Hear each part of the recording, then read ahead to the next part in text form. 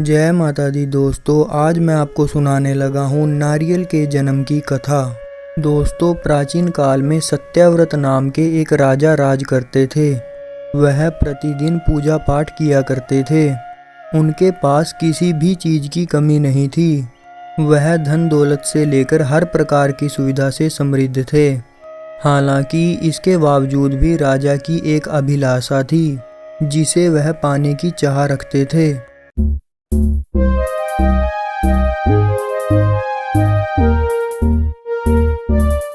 दरअसल राजा सत्यव्रत को किसी भी प्रकार से स्वर्गलोक जाने की इच्छा थी। वह अपने जीवन में कम से कम एक बार स्वर्गलोक के सौंदर्य को देखना चाहते थे, लेकिन उन्हें इसका मार्ग नहीं पता था। इधर दूसरी तरफ ऋषि विश्वामित्र अपनी तपस्या के लिए घर से बाहर निकले। चलते चलते वह अपनी कुटिया से काफी आगे चले गए थे। काफी समय बीत गया लेकिन वह नहीं लौटे। इस कारण उनका परिवार भूख और प्यास से तड़फ रहा था।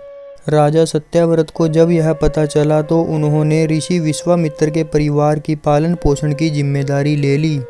कुछ समय पश्चात जब मुनिवर लौटे तो वो अपने परिवार को कुशल देखकर बहुत प्रसन्न हुए। उन्होंने पूछा कि उनकी अनुपस्थिति में किसने उनकी देखभाल की।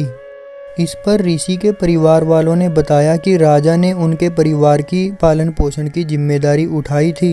यह सुनकर राजा विश्वामित्र तुरंत राजा के महल में पहुंचे और उनसे मुलाकात की। वहां पहुंचकर उन्होंने सबसे पहले महाराज को धन्यवाद कहा। इस पर राजा ने ऋषि से अपनी इच्छा पूर्ण होने का आशीर्वाद मांगा। राजा की बात सुनकर ऋषि विश्वामित्र ने कहा, बोलिए महाराज, आपको क्या वरदान चाहिए। तब महाराज ने कहा, हे मुनि, मुझे एक बार स्वर्गलोक के दर्शन करने हैं। कृपया करके मुझे वहां जाने का वरदान दें। राजा की प्रार्थना सुनकर ऋषि विश्वामित्र ने एक ऐसा रास्ता बनाया जो स्वर्गलोक की ओर जाता था। यह देख राजा सत्यव्रत बहुत खुश हुए। वह तुरंत उस रास्ते पर चल पड़े और स्वर्गलोक पहुंच गए। यहाँ पहुंचते ही उन्हें इंद्रदेव ने नीचे धक्का दे दिया, जिसके कारण वो सीधे धरती पर जा गिरे। राजा सत्यव्रत ने तुरंत सारी घटना ऋषि विश्वामित्र को बताई। राजा की बात सुनकर ऋषि विश्वामित्र गुस्से से आग बबूला हो उठे। उन्होंने तुरंत सभी देवताओं से इस बारे में बात की और इस समस्या का हल निकाला, जिसके बाद राजा के लिए एक नया स्वर्गलोक बनाया गया। नए स्वर्गलोक को पृथ्वी और देवताओं के स्वर्गलोक के बीचों बीच स्थापित किया गया था, ताकि किसी को परेशानी न हो। नए स्वर्गलोक से राजा सत्यव्रत तो बहुत खुश हुए, लेकिन ऋषि विश्वामित्र को एक चिंता लगातार सताए जा रही थी। उन्हें डर था कि कहीं जोरदार हवा के कारण नया स्वर्गलोक गिर न पड़े। अगर ऐसा होगा तो राजा सत्यव्रत दोबारा से धरती पर जा गिरेंगे। काफी सोच विचार के बाद ऋषि विश्वामित्र को एक उपाय सूझा। उन्होंने नए स्वर्गलोक के नीचे एक बहुत बड़ा खंभा लगा दिया ताकि उसे सहारा मिल सके।